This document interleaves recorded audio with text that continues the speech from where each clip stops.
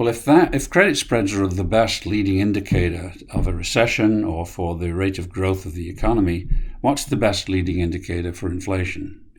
And clients will be very familiar with the idea that we believe it's the value of the dollar in terms of a constant monetary standard. And the best example of a constant monetary standard is gold. Not quite stable, not quite constant, but if you allow for a correction to the instability that you get in the gold price when we have geopolitical risk, geopolitical disturbances like the Ukraine war, or even bigger, the pandemic was a huge geopolitical change. Those things do distort the price of gold, but you can get around the distortions by looking at the price of gold in futures markets. And I go out as far as possible to estimate what the futures or forward price of gold would be many years into the future. And I call that the forward price of gold. And I use that in this diagram to see its power to forecast inflation. I'm using a fairly sensitive indicator of inflation, the Producer Goods Index, which used to be known as the Wholesale Price Index many years ago. It has a history going back 150 years, and I think it's a pity that it doesn't get the attention anymore that it used to, because it's a very sensitive index. And if we divide the years in which the price of forward gold rose from the years in which the price of forward gold fell, there are 14 years in which it rose, 17 years in which it fell, and then track the average path that the Producer Goods Index follows over a 4-year period, you see this enormous divergence. The degree of divergence is a measure of how predictive the forward price of gold is. And I've tried many other indicators. The favorite one that is under discussion these days is, of course, the money supply, M2. You don't get a graph like this at all if you try to use M2. You don't find predictive power anything like what we get here.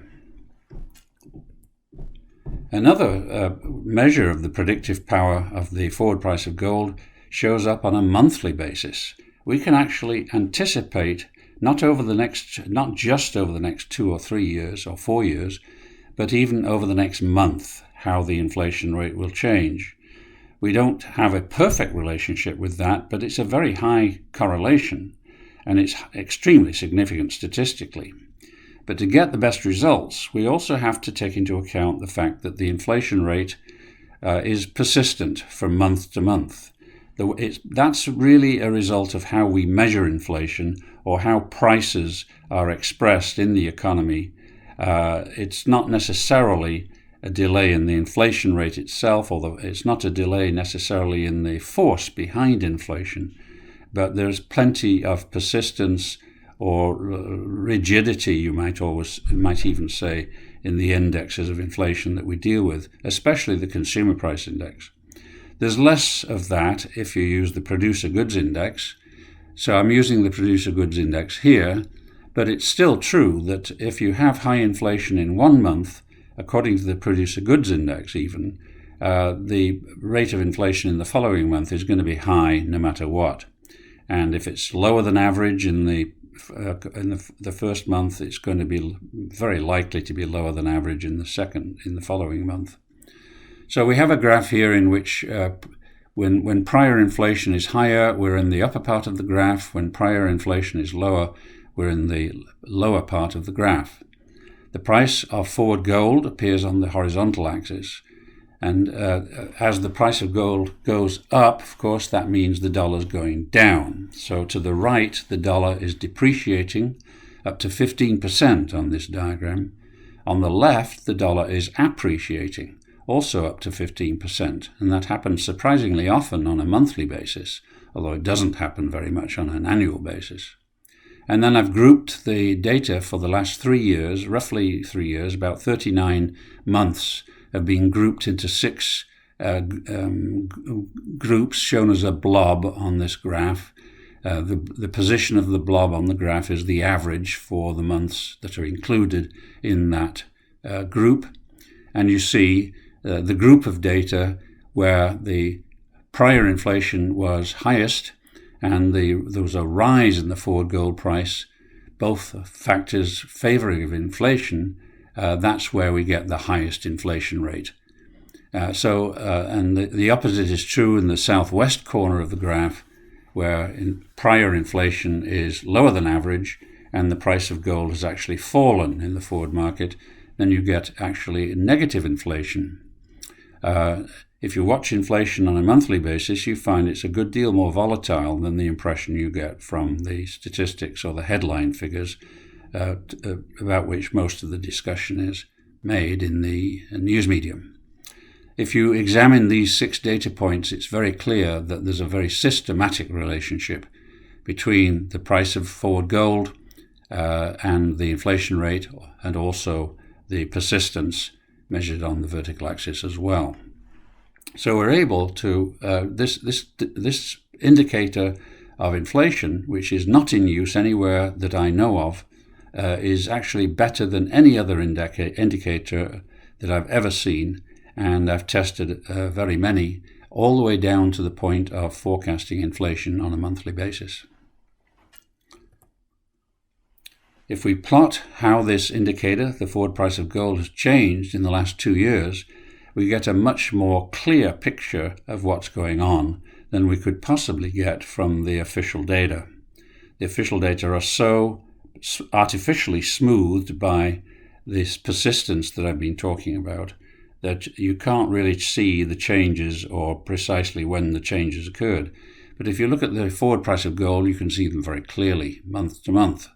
And we see that the inflation surge has come in 2 waves, not just one. The first wave occurred before the end of 2020, slightly off this graph to the left. And you can see that it crested, this first wave of inflation crested a little bit under 120 on this scale, which means the dollar depreciated by nearly 20%. And that corresponds over a long period of time to a hell of a lot of inflation. And indeed, we've seen all of these inflation consequences since then. Until the end of 2021, when the second wave began, and it was really quite a shock that we were going to have a second wave. Things were looking better for inflation. But then when the price of gold rose dramatically again, of course, as you see in this graph, the size of the rise, the height of the wave, was twice as great as it had been in the first wave. And it came along even more quickly. And the consequences for measured inflation from the second wave are still mostly not seen yet. We've seen the beginnings of them, and we have in recent months seen accelerations in inflation, but there's a heck of a lot more yet to come because of the lag. So the outlook for inflation is particularly poor just now. We've got to hope that the second wave crests, as it seems to be doing, but even if it crests and the dollar recovers again, there's the possibility of a third wave down the road. And it is true that historically inflation does come in waves. I don't know why, it just does. Capital market implications. This may be familiar ground to many clients, but if the price of gold goes up, that's an inflation signal, and certain assets do better than others. It is not good for stocks, and especially not for bonds, if that happens. If credit spreads widen or narrow, that's measured along the vertical axis, then that also affects which assets do better. And the situation we're in today is best shown on a grid, an actual graph, and I show that here, which is probably familiar to many of our clients, and you see there an ellipse that measures a region of rough neutrality. Exact neutrality appears in the very middle of the diagram, and the position we're on the grid reflects the fact that the forward price of gold has risen more than 20% in the past year, and credit spreads are actually down a little bit from what they were a year ago, and that places the green blob with a red circle around it, and the rectangle in red, conditions at the end of April 2022, that places that point in the southeast quadrant of the graph, roughly at the periphery of the ellipse, which is the ellipse marks the difference, roughly one standard deviation. It turns out historically about half of the time we've been floating around inside the ellipse, and half the time we've been outside the ellipse. It's outside the ellipse when the changes in gold and spreads have been large that we have the forecasts with the greatest conviction. So we're kind of average conviction here because we're on the periphery of the ellipse, and it favors the assets which are listed in the background there, especially adjustable rate debt, non-precious commodities, commercial real estate, foreign assets, looking up a little bit C-grade bonds as well, and looking to the left, private equity, B-grade bonds, and real estate investment trusts. Those are the assets which are favored for these conditions, and the assets which are out of favor most strongly are US high-grade bonds. The stock market appears in the southwest corner of the graph, and so it's kind of so-so. It's not very strongly adverse for stocks, but it's not favorable for stocks either. Finally, the implications for the Fed are rather far-reaching. Politically, inflation is hugely unpopular, and it's absolutely toxic for the party in power. And ultimately, the party in power is going to have an influence on the Fed. If we're going to have double-digit inflation, as some of these graphs imply, that'll push the Fed toward eventually double-digit interest rates.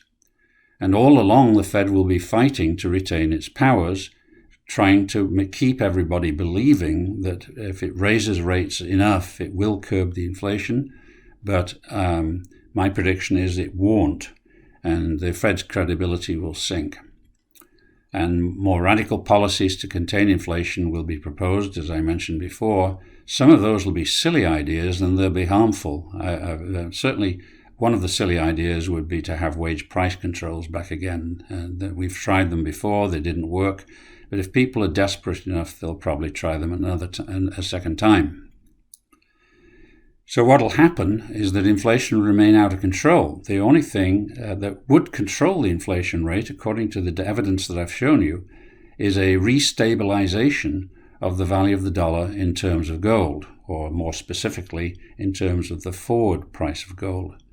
Unless some mechanism is brought into power, into reality, to tie the dollar to gold in some form, which could be done with a currency board, the inflation would remain out of control, and we don't know what causes the dollar to depreciate, but it is liable to continue depreciating. The risks of further depreciations are very high. The more the dollar depreciates, the less confidence people have in it, and that promotes further depreciation. So this could go on for a very long time. And I'm afraid on that very pessimistic note, that's what I have to say. Thank you.